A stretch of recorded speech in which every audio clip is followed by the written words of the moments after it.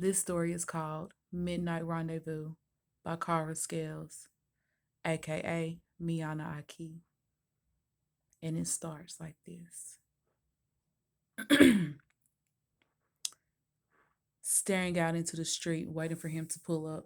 He just texted me on my way 5 minutes ago, so I got a few minutes. I'm going to the bathroom to check my hair and rub on some lick me all over body oil that I picked up from the hair store the other day. Looking in the mirror, and I'm rubbing my neon blue lace lingerie covered body, making sure that I look perfect for him at each angle, twirling around and looking. I stop. I'm 17 and he's 30. Yeah, I said it. He's 30. He told me that I'm mature for my age and different from the other girls. Standing in the mirror, I bit my lip and squeezed my left breast through the thought of the last time he was here. He picked me up and wrapped my legs around his head and had his way with me until I almost collapsed in his arms. He's the first and only person, man, or anything that I've ever been with, ever. The things that he has taught me, I could rock a boy's world my age. I can do whatever and however I want to please him because he taught me. We made a movie one day and he said I could be a star. My performance is impeccable. I run my hands down my stomach to my lower abdomen, circling my fingers around my honey pot just to get it ready and tasty just like he likes it. I ran to the room to light all the candles that I could find to set the mood just right for him. I rolled two spliffs and I light one. My nerves always get the best of me right before he pulls up every time. Just waiting on that about to pull up message so I can unlock the door and run to the room and pose my body in the sexiest position for him. 10 minutes has already passed and my spliff is almost out. Shit, my phone's vibrating. I snuff out the spliff real quick and grab my phone. It's my aunt, thanking me for covering for her, for being her alibi for the night. She said, if Grant calls, tell him we're going out for drinks and I spent the night with you. That's her husband. Aggravated, I text her, you're welcome. And I slammed my phone back down on the table beside me.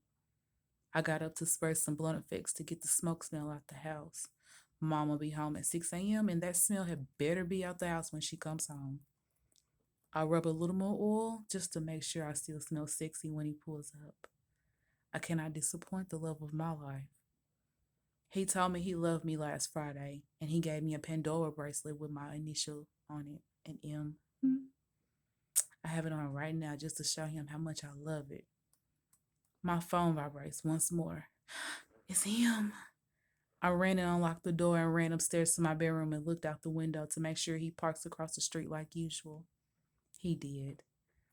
My heart is racing and my honeypot is throbbing with excitement. He just pulled up and parked in his favorite spot and got out the car. He has the sexiest walk I've ever seen in my life. I feel like I'm going to bust into a puddle of water at any moment. His dark skin glowing in the moonlight.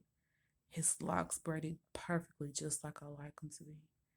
And a black and mild hanging from his thick, juicy lips. He's almost across the street.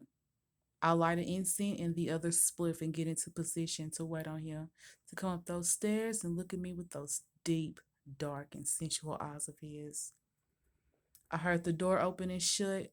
Then I heard him say, Alexa, play Jupiter Love by Trey Songz. My heart is about to explode when I hear the song play. I just know he's climbing the steps right now, getting undressed at each step, just like I told him. Oh my goodness, there he is, naked and holding that erect memory that I love so much.